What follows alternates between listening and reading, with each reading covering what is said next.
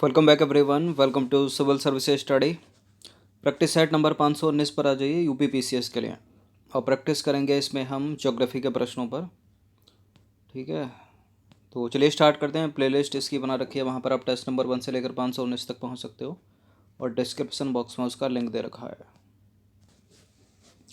तो चलिए question number 1 पर आ जाइए। रिक्टर स्केल की ऊपरी सीमा क्या है? बताइए। रिक्टर स्केल की ऊपरी सीमा क्या है? 8, 9, 10, इनमें से कोई नहीं।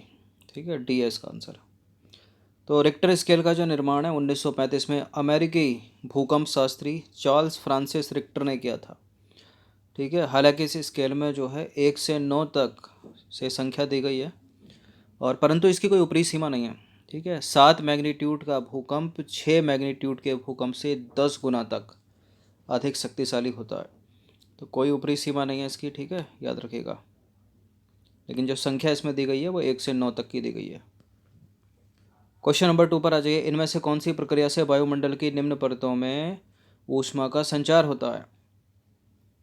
सौर विकिरण, पृथ्वी विकिरण, चालन संवहन। बताइए ऊष्मा का संचार कैसे होता है। देखिए, सूर्य से जो विकिरण के सूर्य की रोशनी आ रही है विकिरण की प्रक्रिया के द्वारा। ठीक है, रेडिएशन के द्वारा। ठीक है, एक तो पृथ्वी उससे गर्म होती है, फिर जो एक बार गर्म होकर जो ठंडा वापस उसको भेजती है, तो उससे जो है वायुमंडल की जो निचली परत है वो गर्म होती है, उसमें ऊष्मा का संचार होता है।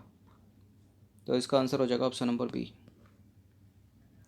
तो सूर्य से ऊष्मा जो है विकिरण के रूप में पृथ्वी पर पहुंचती है और पृथ्वी इस ऊष्मा में से कुछ हिस्से का अवशोषण करती है और कुछ हिस्से को जो है वायुमंडल में परावर्तित कर देती है, मतलब वापस कर देती है। इस विकिरण से वायुमंडल की निचली परतों को जो है ऊष्मा की प्राप्ति होती है। क्वेश्चन नंबर 3 है, महासागर अथवा झील के सबसे निम्न स्तर को क्या कहा जाता है? इंपॉर्टेंट है। महासागर और झील के सबसे निम्न स्तर को कहा जाता है बेंथिक। ठीक है, बेंथिक सी। तो देखिए, किसी जल क्षेत्र जैसे कि महासागर अथवा झील के सबसे निम्न स्तर को बेंथिक कहा जाता है, बेंथिक क्षेत्र। और बेंथिक क्षेत्र में निवास करने वाले जीवों को क्या कहा जाता है? बेंथोस। कंपास की जो सुई होती है किस दिशा की ओर संकेत करती है? एक ये प्रश्न हो गया। एक हो गया चुंबक की जो सुई है वो किस दिशा में रुकती है? तो उत्तर दक्षिण में रुकती है।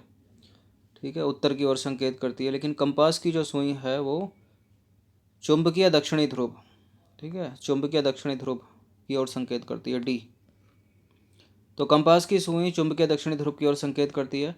चुंबकीय दक्षिणी ध्रुव भौगोलिक उत्तरी ध्रुव में स्थित है। क्वेश्चन नंबर 5 पर आ जाइए। विश्व का सबसे बड़ा यूरेनियम उत्पादक देश कौन सा है? यूरेनियम से रिलेटेड प्रश्न पूछे जाते हैं पीसीएस में, यूपी पीसीएस में। तो 2-3 तरह से प्रश्न बनते हैं कि सबसे बड़ा उत्पादक कौन सा है और सबसे बड़ा भंडारण कौन सा है। तो भंडारण की बात करें तो सबसे ज़्यादा भंडारण ऑस्ट्रेलिया के पास है। यहाँ प्रोडक्शन की बात हो रही है, उत्पादक की बात हो रही है, तो उत्पादकता सबसे ज़्यादा कजाकिस्तान की। ठीक है, डी है इसका आंसर। तो कजाकिस्तान यूरेनियम का सबसे बड़ा उत्पादक देश है। 23,800 टन यूरेनियम का उत्पादन हर साल निकलता है कजाकिस्तान से, जो कि वैश्विक उत्पादन का कितना है? 39.3% है। अगर पूरी दुनिया में देखें तो 70% उत्पादन यूरेनियम का 3 देश करते हैं। एक तो कजाकिस्तान, दूसरे नंबर पर कनाडा और तीसरे पर है वो जिसके पास सबसे ज़्यादा भंडार है, ऑस्ट्रेलिया का। सबसे ज़्यादा भंडार है यूरेनियम का, यानी ऑस्ट्रेलिया। क्वेश्चन नंबर 6 पर आ जाइए। हमजा भूमिगत नदी किस नदी के बेसिन के नीचे पाई जाती है? बताइए। हमजा भूमिगत नदी किस नदी के बेसिन के नीचे पाई जाती है? अमेजन नदी, ऑप्शन नंबर बी। तो हमजा भूमिगत नदी की खोज जो है 2011 में हुई थी। ठीक है, यह 4,000 मीटर तक की गहराई में प्रवाहित होती है। इसकी अनुमानित लंबाई है लगभग 6,000 किलोमीटर। नंबर 7 पर आ जाइए। क्वेश्चन नंबर 7 है, मैकमर्डो शुष्क घाटी है, कहाँ स्थित है? मैकमर्डो शुष्क घाटी एलिमिनेट करें। अफ्रीका में नहीं है, मध्य एशिया में नहीं है, नॉर्थ अमेरिका में नहीं है, अंटार्कटिका में है ये। तो देखिए, मैकमर्डो शुष्क घाटियाँ जो हैं अंटार्कटिका में स्थित हैं। इस क्षेत्र में आर्द्रता यानी ह्यूमिडिटी अत्यंत कम है और इस क्षेत्र में बिडा झील और ओविक्स नदी भी स्थित है। ठीक है, हैं। ओम्बिक्स रिवर और विडा झील अंटार्कटिका में, वो मैकमर्डो शुष्क घाटियाँ अंटार्कटिका में। क्वेश्चन नंबर 8 है, पृथ्वी का मैग्नेटोस्फीयर कहाँ पर स्थित है? पृथ्वी के केंद्र के निकट, आयनमंडल के नीचे, आयनमंडल के ऊपर, या पृथ्वी की सतह के 12 से 16 किलोमीटर भीतर। पृथ्वी का मैग्नेटोस्फीयर जो स्थित है वो है, अब इन्हीं में ही होगा, ठीक है, आयनमंडल के ऊपर है ये।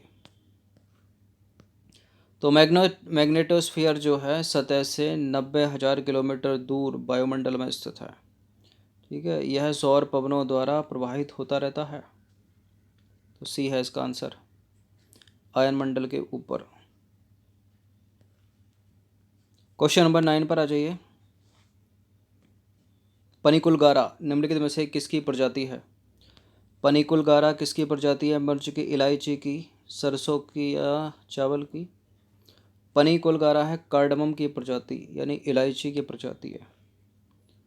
तो देखिए, पनिकुलगारा हो गया और पलाकुझी, बेंडर, ये सब इलायची की प्रमुख प्रजातियां हैं। इलायची पहाड़ियाँ दक्षिण भारत में पाई जाती हैं। 10वां प्रश्न है, निम्नलिखित विकल्पों का अवलोकन कीजिए। पाइराइट, जिप्सम, जैविक खाद। कोई मिट्टी है, मृदा को क्षारीय बनाने के लिए उपरोक्त में से किसका उपयोग किया जाता है? बताइए। मृदा को क्षारीय बनाना है, किसका उपयोग करेंगे? जिप्सम का। जैविक खाद का भी करेंगे, पाइराइट का भी। तीनों के तीनों हो जाएगा, सी है इसका आंसर, 1 2 3। तो मृदा को क्षारीय बनाने के लिए उपरोक्त सभी पाइराइट, जिप्सम व जैविक खाद का उपयोग जो है वो किया जाता है, यानी अम्लीय मृदा है वो, ठीक है, अम्लीय मृदा है, यानी चाय बागानों के लिए अच्छी है। चलिए 11वां प्रश्न है, विश्व का सबसे शुष्क स्थान कौन सा है? विश्व का सबसे शुष्क स्थान है साउथ अमेरिका में अटाकामा डेजर्ट। तो अटाकामा डेजर्ट दक्षिण अमेरिका देश चिली में स्थित है और यह 1,05,000 वर्ग किलोमीटर क्षेत्र में फैला हुआ है, ठीक है। कहाँ पर है? चिली में है। चिली कहाँ पर है? साउथ अमेरिका में। क्वेश्चन नंबर 12 पर आ जाइए। निम्नलिखित में से किस देश में हीलियम से भरपूर प्राकृतिक गैस फील्ड स्थित है? हीलियम से भरपूर नेचुरल गैस फील्ड, वो भी भरपूर मात्रा में, प्रचुर मात्रा में, कहाँ पर है? संयुक्त राज्य अमेरिका में। तो देखिए, अमेरिका का ह्यूस्टन, कनसास, ओक्लाहोमा, टेक्सास, हीलियम से युक्त प्राकृतिक गैस पाई जाती है, यहाँ पर प्रचुरतम भंडार है, ठीक है। ओक्लाहोमा, टेक्सास, कनसास और ह्यूगोटन। क्वेश्चन नंबर 13 पर आ जाइए। नदी बेसिन क्षेत्र के आधार पर घटते हुए क्रम में सही विकल्प का चुनाव करना है, ठीक है। घटते हुए क्रम में यानी जो सबसे, जिसका नदी बेसिन सबसे बड़ा है वो सबसे पहले आएगी। तो अमेज़न है सबसे पहले, तो अमेज़न सब में ही है। अमेज़न के बाद है कांगो का, मिसिसिपी का छोटा है कांगो से, तो एलिमिनेट कर दीजिए। गंगा का छोटा एलिमिनेट कर दीजिए। अमेज़न आएगा सबसे पहले, उसके बाद आएगा कांगो या जायरे। कांगो या जायरे जो है 0 डिग्री इक्वेटर को 2 भागों में काटती है। कॉम्पिटिटिव एग्जाम का फेवरेट प्रश्न है, बहुत पूछते हैं इसको, ठीक है। कांगो या जायरे नदी भूमध्य रेखा को 2 बार काटती है। लिम्पोपो मकर रेखा को 2 बार काटती है, याद रखना। तो कांगो के बाद मिसिसिपी आ जाएगी, तो बी हो जाएगा इसका आंसर। तो देखिए, जो अमेज़न बेसिन क्षेत्र है वो 75 लाख वर्ग किलोमीटर क्षेत्र में फैला हुआ है। उसके बाद दूसरा स्थान कांगो नदी का आता है, जायरे का। इसका जो बेसिन है वो 40,14,500 किलोमीटर में फैला हुआ है। उसके बाद तीसरा स्थान आता है मिसिसिपी नदी का। इसका बेसिन जो है, बेसिन क्षेत्र 29,81,076 वर्ग किलोमीटर में फैला हुआ है, ठीक है। क्वेश्चन नंबर 14 पर आ जाइए। अन्य क्षेत्रों की तुलना में किस क्षेत्र में दिन और रात के तापमान में सर्वाधिक अंतर होता है?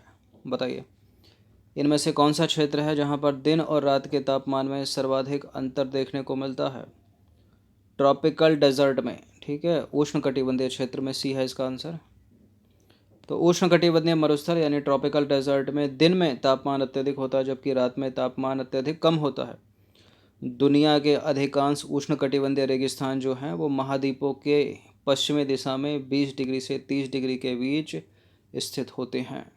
ये याद रखना, अलग से पूछा जाता है प्रश्न।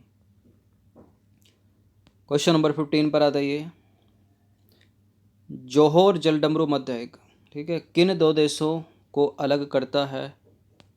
देखिए जलडमरू मध्य जो है महासागरों को जोड़ते हैं, देशों को अलग करते हैं। किन दो देशों को अलग करता है जोहोर जलडमरू मध्य? सिंगापुर और मलेशिया को, ठीक है, तो बी हो जाएगा इसका आंसर। तो जोहोर जलडमरू मध्य सिंगापुर और मलेशिया को अलग करता है। जोहोर जलडमरू मध्य को तेब्रो अथवा सेलत जलडमरू मध्य भी कहा जाता है। तो 15 प्रश्न थे ये ज्योग्राफी के, इनकी प्रैक्टिस एक बार कर लीजिएगा, ठीक है, वर्ल्ड ज्योग्राफी। धन्यवाद।